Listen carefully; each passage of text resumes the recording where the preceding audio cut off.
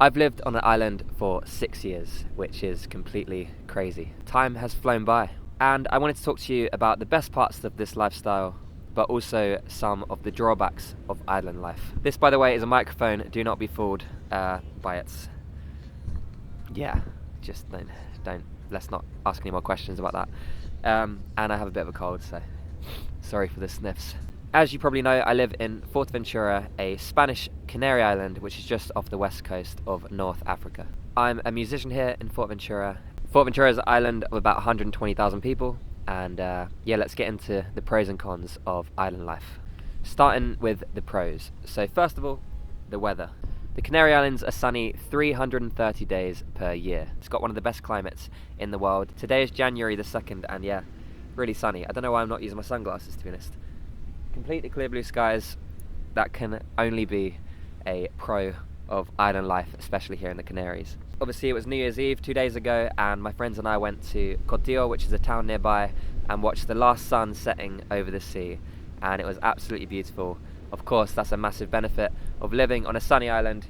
I guess not applicable to every island, but islands usually have good weather, don't they? You know, palm trees and beaches and stuff, so benefit of island life. Second benefit is the average happiness. So I've noticed that people, on average, are really quite happy and content here.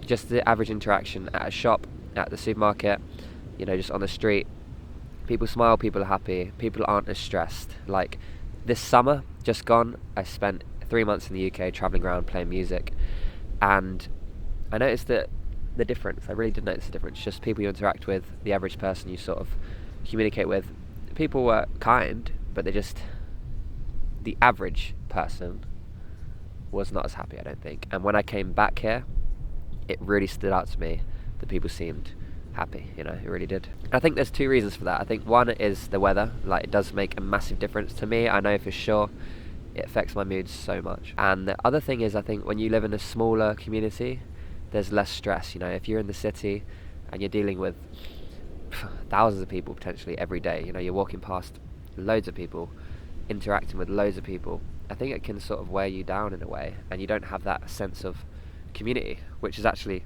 my third, I guess, benefit of living on an island, is that sense of community. Like, you have that feeling like you belong, feeling like you're part of something, part of a group, and just walking down the street, you see people you recognise, you say hello, and I guess it's like a smaller town vibe, a village vibe, where everyone knows everyone. I don't think you get that so much in a city. You do. You get different segments of a city, where obviously you recognise people, you get to the same cafe, but here it really feels like a community. I guess that community feeling is something that stands out with island life. Another benefit of living on an island is you get to meet people from all over the world. I've got friends from Morocco, from Canada, from Italy, from Spain obviously, from Holland, like all over the world. And you just meet new people all the time, which is incredible. Like, there's not a place, I guess there's touristic places in the world, but here attracts a lot of different types of people from all over the world, all different ages, so you get to make friends with people all over the globe, which is a really cool thing to be able to say. And the last and one of the biggest benefits of island life is the freedom. For me, the freedom to make music, the freedom to be in nature, the freedom to be around the people that I love, and I've got really good friends here, and I think you can create a really nice community, a really nice day-to-day life. Freedom is something that I cherish most about island life, and something that I'll never take for granted. Alright, so let's get to the cons of island life, the disadvantages, the more exciting, interesting part of the conversation. No, but there are some cons, and one of those cons is getting things delivered. Now, getting things delivered to this island is a nightmare. I just waited about, I think, 6 weeks for guitar strings, literally a couple packets of guitar strings, which is like this big of a delivery, like a tiny box. And if you're ordering something bigger, it's going to be complicated. It can take, you can fluke it. Sometimes it comes in like 2 weeks, but that's rare.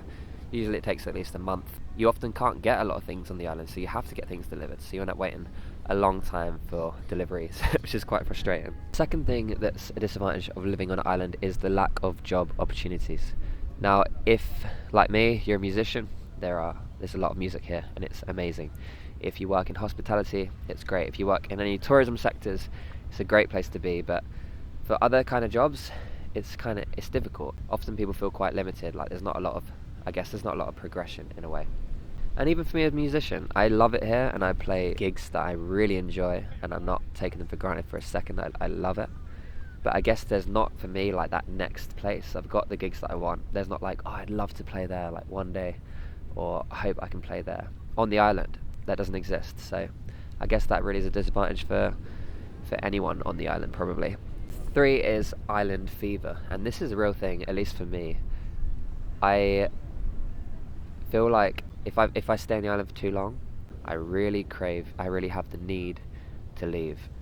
And I think it's because it's a small place at the end of the day, and you can end up feeling a bit claustrophobic, a bit trapped. And that's why last year I went travelling around the UK for 3 months, actually, because I felt like that really refreshes my mind, and I come back excited to be back again. And the year before that I travelled in Europe a little bit, played music around Europe, and it was amazing. I came back feeling completely refreshed. But I think if you just stay here, it's not an ideal way to be, because you get feeling a little bit trapped, you get in that sort of Groundhog Day mode, and you can feel stagnant. So island fever is a real thing. I don't know if island fever means that. Does it mean that? Like the feeling of being trapped? Probably does. I just assumed it does. Number 4 is one that I'm sure a lot of people will relate to that live on an island, is people coming in and out of your life that you care about. So you can make friends with someone, really click with someone, and then 3 weeks later they leave and you never see them again. And it can be quite heartbreaking. And it can happen in any kind of, it could happen with a friendship, it could happen with work. You might get on with someone, like I might find someone that I really like playing music with, and then they leave. And even with my girlfriend, she's back in England because of the 90-day Brexit rule. So it's hard, to have people come into your life that you love and then have to leave again. So that's definitely a real disadvantage of island life. Making friends, making relationships, getting close to people, and then them having to leave. And another disadvantage of island life is being away from your family.